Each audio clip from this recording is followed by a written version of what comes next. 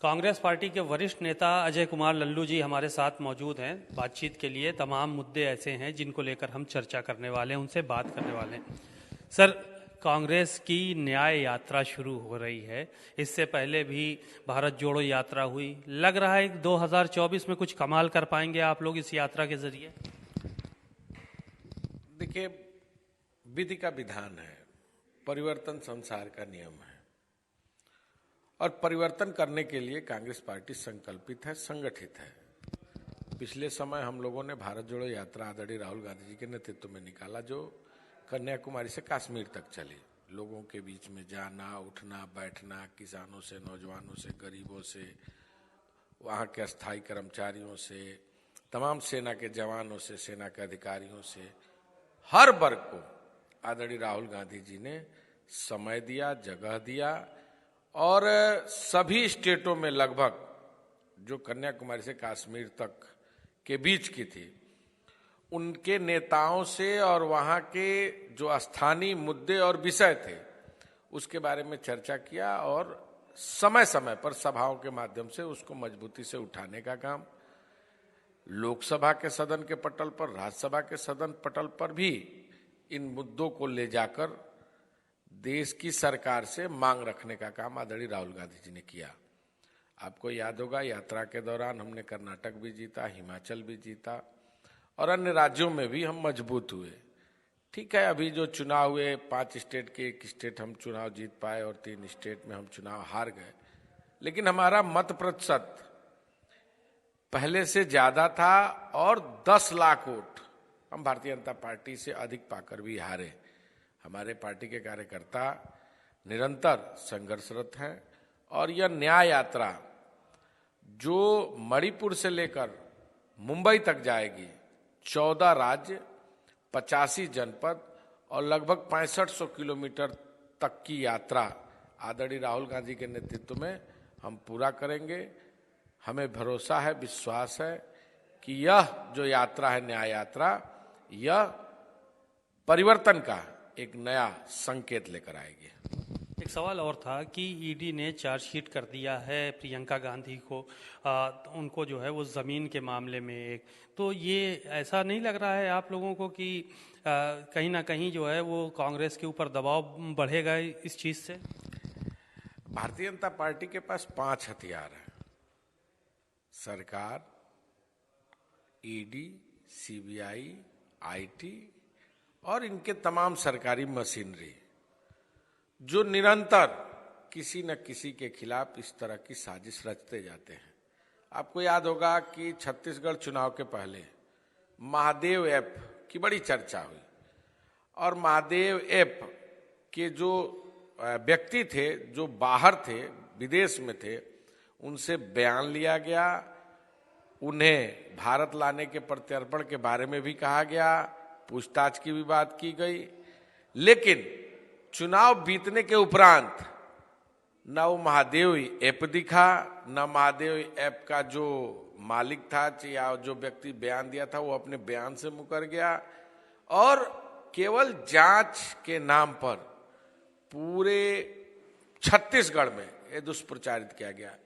चुनाव का समय है, इस तरह के तमाम गीदड़ धमकियां भारतीय जनता पार्टी के तमाम उन एजेंसियों के द्वारा, संस्थानों के द्वारा दिया जाएगा, लेकिन इसका कोई फर्क नहीं पड़ता जिसके खून में कुर्बानी हो, जिन्होंने त्याग, संघर्ष और समर्पण के भाव से आदरणीय राहुल गांधी हो, प्रियंका गांधी हो, जिन्होंने अपना परिजन खोया हो, माँ अपने पिता को खोया हो, अपने दादी को खोया हो, वो इस तरह की गीदड़ धमकियों से डरने वाले नहीं। लड़े हैं, मजबूती से लड़ेंगे और निश्चित तौर से मोदी सरकार को तो 2024 में इस देश से जाना होगा। एक सवाल और था, राम मंदिर का निर्माण हो रहा है, भव्य निर्माण हो रहा है और ये आप लोगों को राम विरोधी जो है, लगातार सरकार जो है वो कह रही कि राम विरोधी हैं ये लोग, राम के अस्तित्व को नहीं मानने वाले लोग हैं। आज राम की जो है वो बात करने पे मजबूर कर दिया है गया है, तो क्या ये सच है कि आप लोग राम विरोधी थे? देखिए, ये जो 14 राज्य की यात्रा न्याय यात्रा है, इसमें जातिगत जनगणना, बेरोजगारी, महंगाई, देश में हिंसा, संविधान को समाप्त करना, लोकतंत्र को खत्म करना और खासकर देश के 150 से भी अधिक सांसदों का निलंबन, ये एक अहम मुद्दा होगा। और देश की जनता के बीच में आदरणीय राहुल गांधी जी जाएंगे, निरंतर इन विषय और मुद्दों पर देश की जनता से चर्चा करेंगे, संवाद करेंगे, मुद्दों को उठाएंगे और देश को जताएंगे, बताएंगे। चूंकि बहुत सारे मीडिया, सोशल मीडिया और खासकर अभी एक विकसित संकल्प यात्रा चल रही है, प्रधान से जबरदस्ती 25,000 रुपए लिए जा रहे हैं उसके खाते से। ग्राम सभा का सेक्रेटरी, बीडीओ, डीएम, एसपी उस विकसित संकल्प यात्रा का नेतृत्व कर रहे हैं। सारे अधिकारी लाइन से बैठ रहे हैं। भाजपा का नेता आता है और अपने तमाम उपलब्धियों को जनता के बीच में बता रहा है। यानी सरकारी मशीनरी, सरकारी पैसे से जहां विकास होना चाहिए, वहां यह सरकार भारतीय जनता पार्टी के प्रचार प्रसार में लगी हुई है, आने वाले 2024 के चुनाव प्रचार प्रसार में लगी है। लेकिन इसका कोई फर्क नहीं पड़ेगा। देश की जनता जान चुकी है कैसे आरक्षण को मार रहे हैं। अभी 69,000 शिक्षक भर्ती के नौजवान जो ठंड के इस ठिठुरन में धरने पर बैठे हुए हैं, आरक्षण की विसंगति को लेकर 6800 शिक्षक भर्ती होनी चाहिए थी, जिसको योगी आदित्यनाथ की सरकार ने भी माना। लेकिन कहीं ना कहीं योगी आदित्यनाथ झूठे हैं। उन्होंने पिछड़े और दलित वर्ग के नौजवानों के साथ मक्कारी की है, धोखा किया है और पिछड़े और दलितों के साथ कुठाराघात किया। उनके पीठ पर खंजर घोंपा इस सरकार ने, जो स्पष्ट रूप से दिखाई दे रहा है। अनुदेशक धरने पर बैठे हैं, जिनकी 17,000 वेतनमान का ट्वीट खुद योगी आदित्यनाथ ने किया था। हाईकोर्ट के दोनों बेंचों से जीतने के बाद भी उनके वेतनमान में कोई वृद्धि नहीं की, उसे काट लिया गया। वहीं जो मदरसा आधुनिक शिक्षक के भी कर्मचारी हैं, जिनका 6 साल से वेतन बकाया, वो भी धरने पर बैठे हैं। और भी स्मारक संगठन, जो स्मारक संगठन भी वहां पर हजारों की संख्या में कर्मचारी धरने बैठे। तो ये सरकार की नाकामी और खासकर पुराना पेंशन के मुद्दों को भी, कर्मचारियों के साथ जो ज्यादती हो रही, उस मुद्दे को भी हम न्याय यात्रा के माध्यम से आदरणीय राहुल गांधी जी देश की जनता के बीच में रखने का काम, संवाद करने का काम और मजबूती से उठाने का काम करेंगे। जो संसद में, राज्यसभा में, विधानसभा में, विधान परिषद में चुने हुए प्रतिनिधियों को नहीं बोलने दे रही है, यह सरकार जहां लोकतंत्र का गला दबाया जा रहा है, इस मुद्दे को भी आदरणीय राहुल गांधी जी उठाएंगे। एक सवाल और था इंडिया गठबंधन को लेकर कि उत्तर प्रदेश में अखिलेश यादव के साथ और आरएलडी के साथ आपका गठबंधन हो रहा है।